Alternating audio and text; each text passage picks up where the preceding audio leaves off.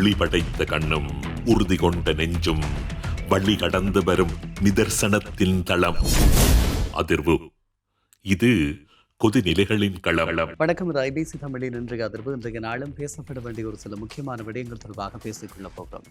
குறிப்பாக சொல்லிக்கொள்ள வேண்டுமாக இருந்தால், உலக அளவில் இந்த பதற்றம் என்பது குறைந்த பாடில்லை.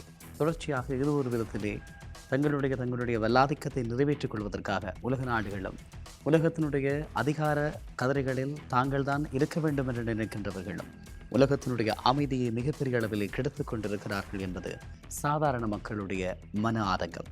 இப்படி இருக்கக்கூடிய சூழ்நிலையில் இப்போது மத்திய கிழக்கில் என்ன நடக்கிறது, அமெரிக்காவினுடைய நிலைப்பாடுகள் எப்படி இருக்கிறது, இது தொடர்பாக இன்றைய நாள் புதிய தரவுகளோடு உங்களை சந்திக்கிறேன்.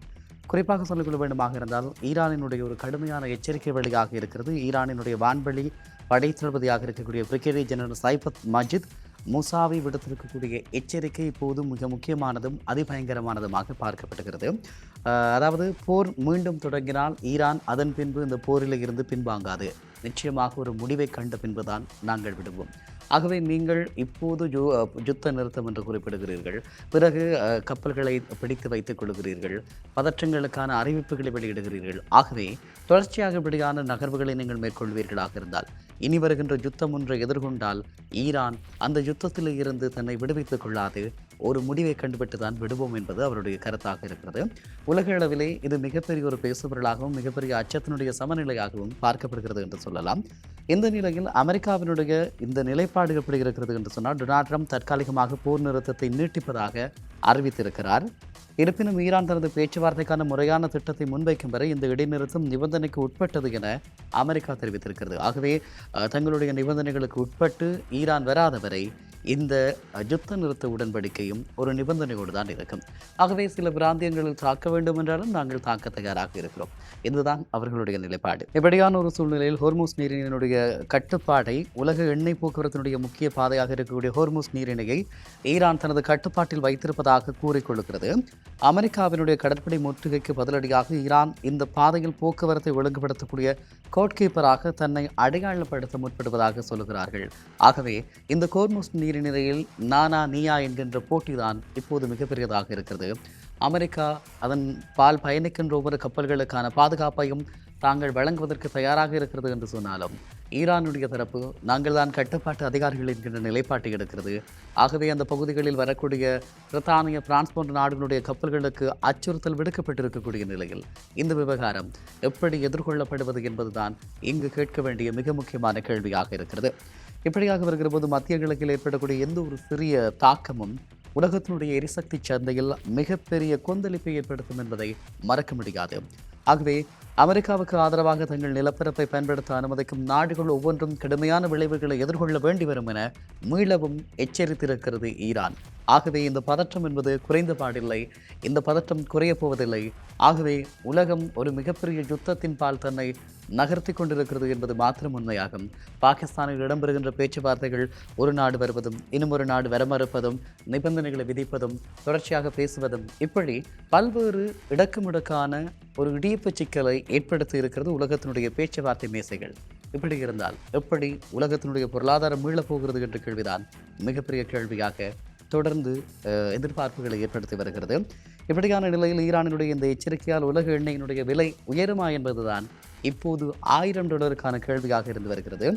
இப்படியான நிலையில் ஈரானுடனான தற்காலிக போர் நிறுத்தத்தை அமெரிக்க ஜனாதிபதி காலவரையறை என்று நீட்டிப்பதாக அறிவித்திருக்கிறார். ஈரான் ஒரு முறையான தூதரக முன்மொழிவை வழங்கும் வரை இந்த நிறுத்தம் தொடரும் எனவும் அவர் குறிப்பிட்டிருக்கிறார்.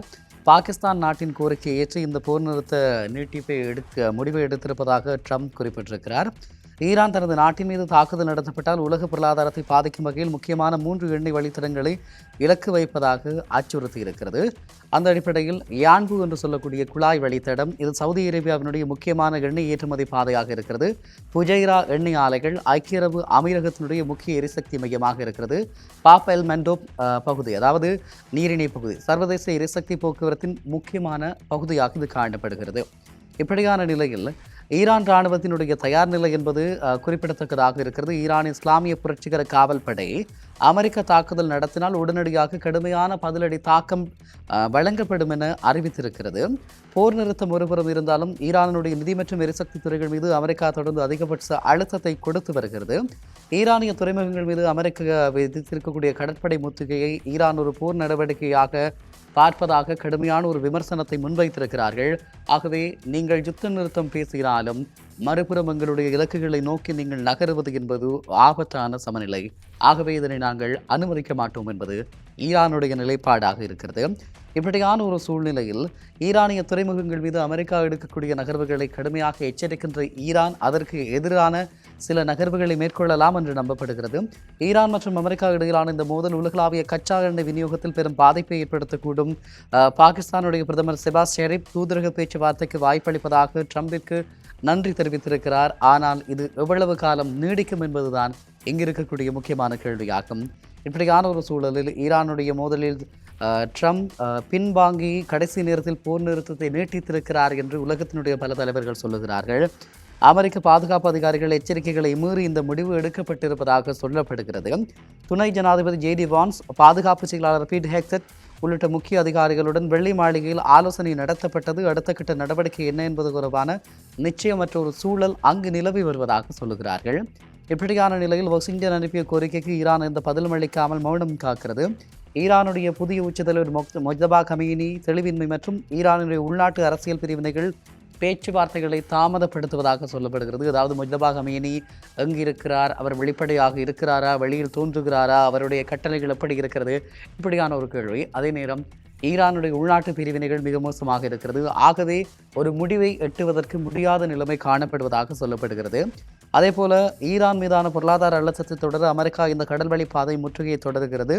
முற்றுகையை நீக்கினால் மட்டுமே பேச்சுவார்த்தை சாத்தியம் என ஈரான் பிடிவாதமாக இருக்கிறது. இந்த இரண்டு நாடுகளுக்கும் இடையில் நிலவும் இடைவெளியை குறைக்க பாகிஸ்தான் அதிகாரிகள் முயற்சி செய்து வருகிறார்கள்.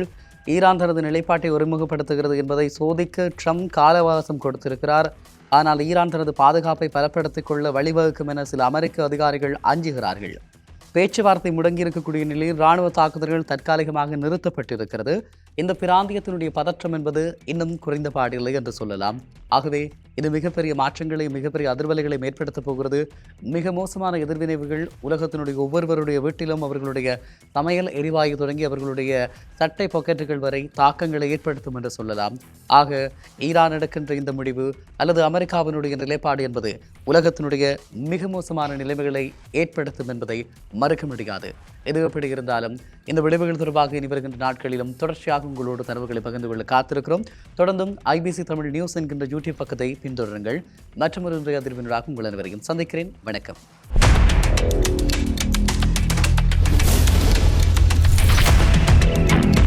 ஒளி படைத்த கண்ணும் உறுதி கொண்ட நெஞ்சும் வழி கடந்து வரும் நிதர்சனத்தின் தளம். அதிர்வு. இது கொதிநிலைகளின் களம்.